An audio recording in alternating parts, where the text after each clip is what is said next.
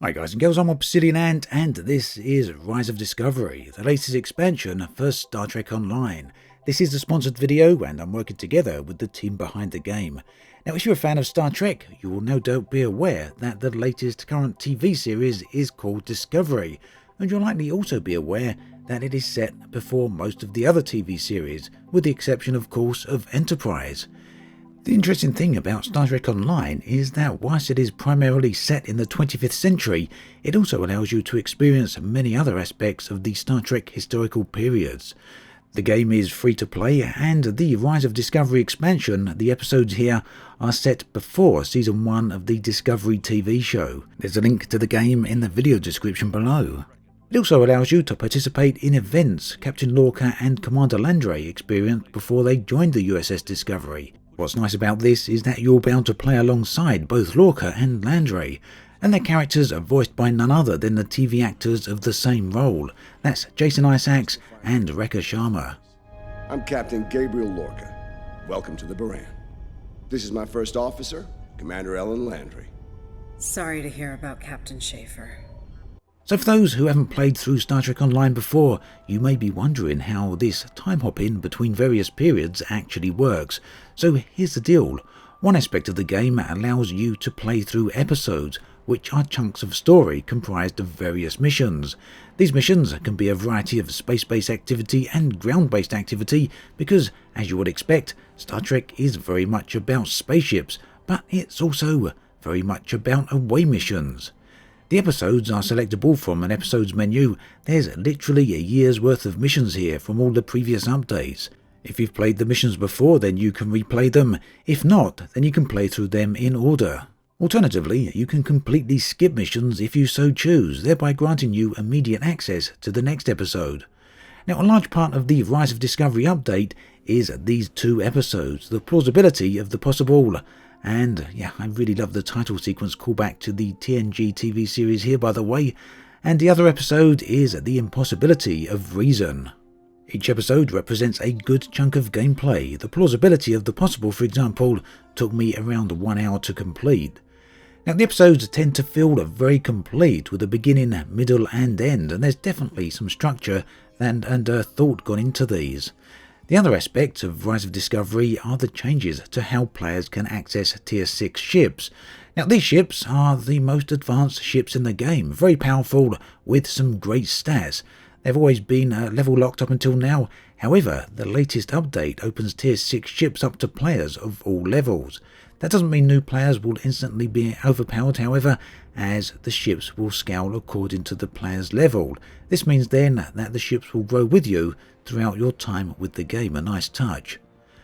Task Force Operations, meanwhile, has received an update with Discovery Legends. Task Force missions are essentially co-op based missions where players can band together to complete a set objective. The Discovery Legends Expeditions brings with it new missions and a new high quality gear for rewards. So then, what is Star Trek Online actually like? Well, for me, it's a game I've always enjoyed. The mixture of various playstyles tends to work very well for the most part. There's distinct separation between space-based gameplay and ground-based gameplay. Those two areas of the game are then further broken down into various forms. For example, ground-based gameplay allows you to do away missions on planetary surfaces or star bases, but you can also visit home areas such as Earth Star Base or even Starfleet Academy if you're on the Federation side, or First City if you're on the Klingon side. In fact, there are many hubs such as these for each of the playable factions. In addition to these places, you can also visit the interior of your ship, which is likely to be a very big deal for any Star Trek fan. So each of these areas has a load of NPCs and other resources for you to access. For example, within the hubs, you will find the Exchange, a player-driven marketplace through which you can buy and sell items. There's also the Shipyard, where you can purchase new ships or modify them. In fact, there's many other different NPCs and many other different nodes and hubs and consoles that you can access in order to do your chosen activity. You're also going to find that you'll be able to hire crew members, and these you can take with you on away missions for ground-based combat, or you can use them as crew on board your ship. These guys basically grant you additional functionality, which more often than not is related to combat in one way or another. There's also the Duty Officer and Admiralty section of the game, and this is something that I really do enjoy. In fact, I've always enjoyed this particular aspect of Star Trek Online.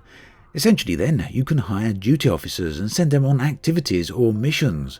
Each of these missions requires a duty officer with a certain skill set.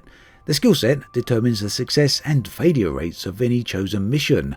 Missions are completed in real time, although they don't actually require your active involvement. They don't even require you to be online. You can set them in motion and the timer will count down.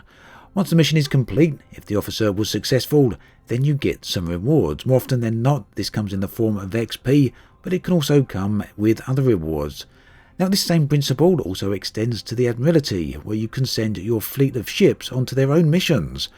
This is a great touch and a very nice side of the game. Right here, you can quite easily level up characters without going on missions yourself. Ship-based activity, meanwhile, is of course a massive part of the game, and here you'll get to fly your chosen starship across the galaxy. This of course can occur as missions or simply flying across the sector map or through other areas that you are visiting. Travelling then within Star Trek is generally very easy. If you want to go on a mission, you can transwarp, which is essentially fast travelling to your chosen location. However, you can also use the sector map and fly through space in warp. Flying in regular space is done via impulse. Now, ship combat can be fairly tactical, and shields play a massive part in this. The shields are broken into 4 sections, each section containing a rechargeable set of hit points. As one side weakens, you reposition your ship so that a stronger shield is facing your enemy. Meanwhile, you can adjust the strength and recharge rate of each shield, adapt the power distribution to weapons, engines or shields, and concentrate on using your weapons and other essential actions from the various tactical, science and engineering consoles, each of which can be enhanced and boosted by the aforementioned crew members that you can hire and train up. Generally speaking then, everything within the game connects together in a very pleasant way. Whilst I haven't touched on everything in this video, as there's a huge amount to cover, this should nonetheless give you a good feeling for how things work. Rise of Discovery is available right now for Star Trek Online. It's free to play, and you can find a link in the video description below. As always, thanks for watching, and I'll catch you guys and girls next time.